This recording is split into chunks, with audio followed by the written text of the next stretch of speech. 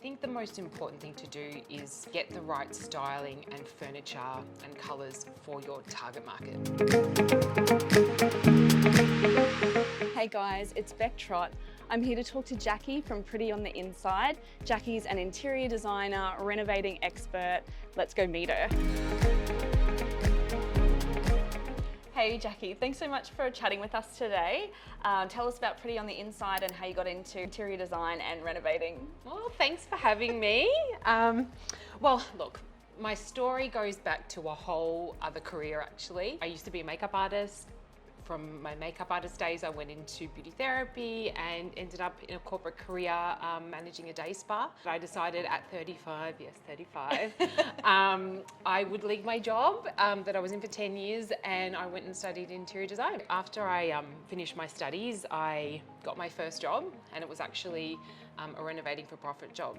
So it was an elderly woman who was going to go into retirement, and she came to me. She'd had a few off-market people come in, and it fell about 130,000 short of what she needed.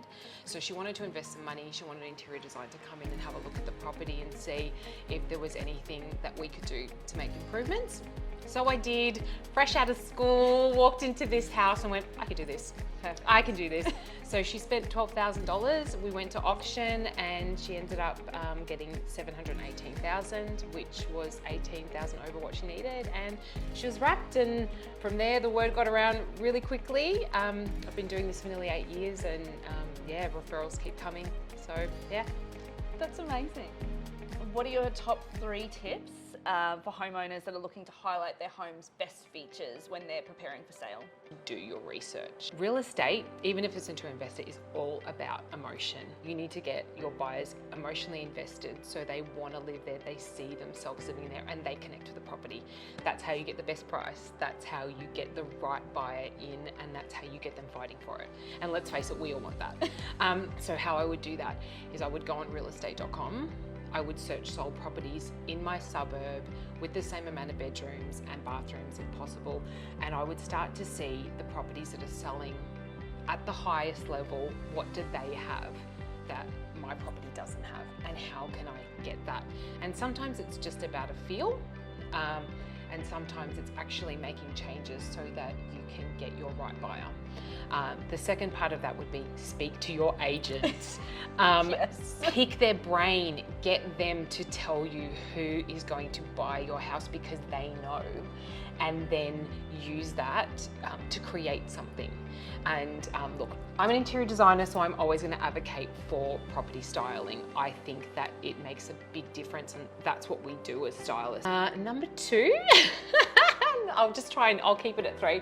I would say really address the function and the flow of the house as well. I think particularly this is really important with old Queenslanders that tend to have a lot of rooms on top of rooms. Sometimes they don't have the best flow, and I think if you can get the right flow in a property like this, so you can walk in and you've got flow from your living to your kitchen and your dining, and then flow to your separate bedrooms, that's going to have a natural feel about it to begin with.